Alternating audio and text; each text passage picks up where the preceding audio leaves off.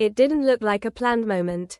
There was no dramatic setup, no announcement, no warning, just a sudden shift in tone that caught everyone off guard.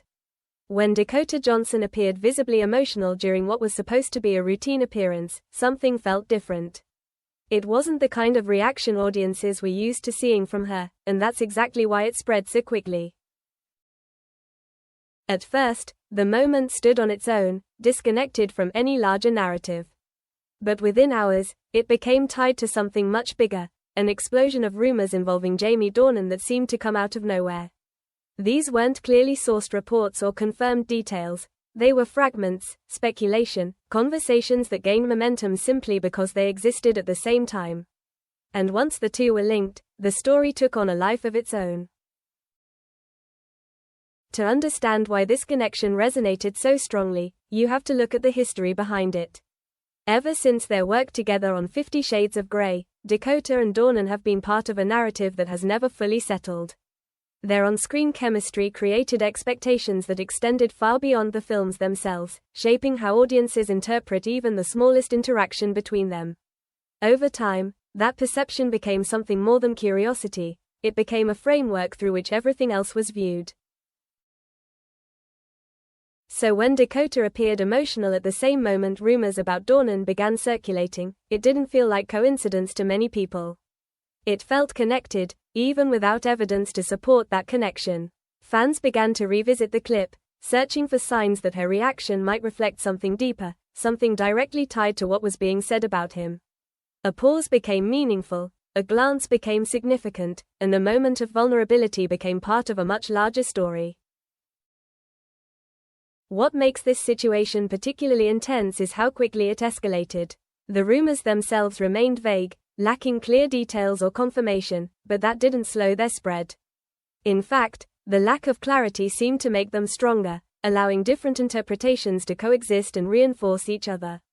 And in that environment, Dakota's emotional moment became a focal point, something people could point to as proof, even if it wasn't meant to be. At the same time, there's another layer to consider, one that often gets overlooked in situations like this. Public figures don't exist in isolation from the narratives built around them. Even when they don't engage with those narratives, they are still affected by them. Being connected to rumors, especially ones that gain traction quickly, creates a kind of pressure that isn't always visible but can still have a real impact. That pressure may not come from a single source. It builds over time, shaped by repeated speculation, by the constant need to navigate questions that don't have clear answers, by the awareness that any reaction, no matter how small, can be interpreted in ways that were never intended. And in moments like this, that accumulation can become difficult to contain. Looking back at Dakota's reaction through that lens, it begins to feel less like a direct response to a specific rumor and more like something broader. A reflection of the weight that comes with being part of a story that you don't fully control.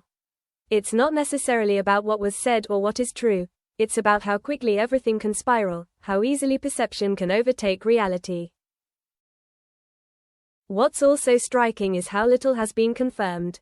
There has been no statement linking Dakota's emotional moment to the rumors, no clarification that explains the timing, no direct acknowledgement from either side. And yet, the absence of information hasn't slowed the narrative, it has amplified it.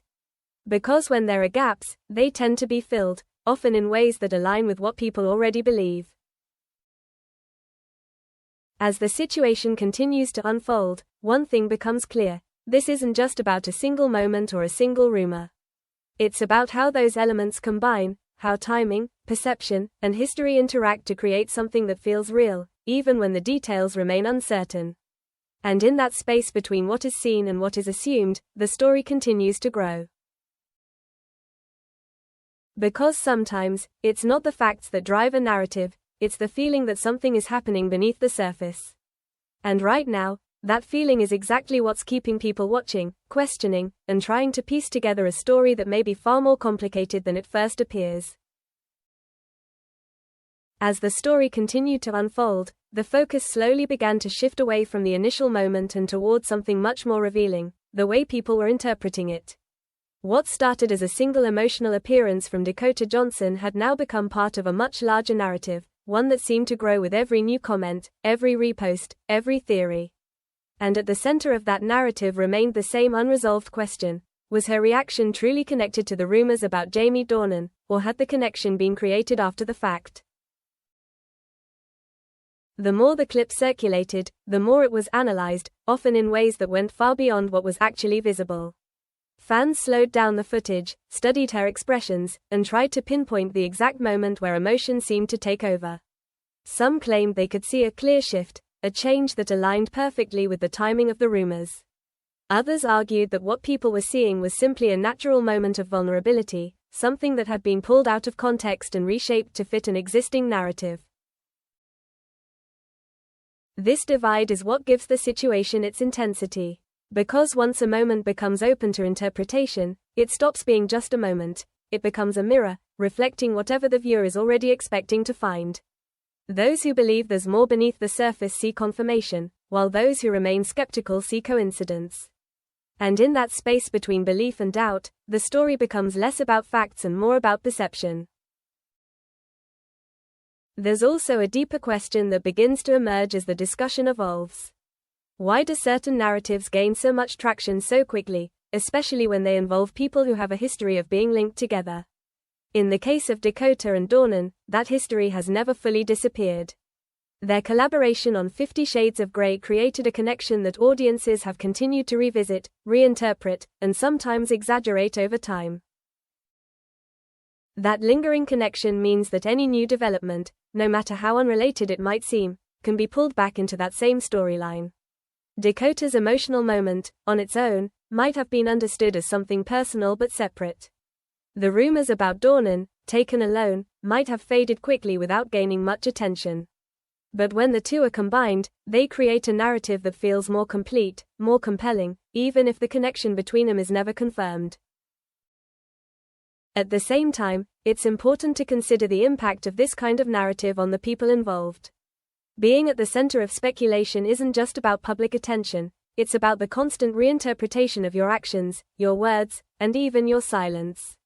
For someone like Dakota, who has often maintained a balance between openness and privacy, moments like this can blur that line in ways that are difficult to control.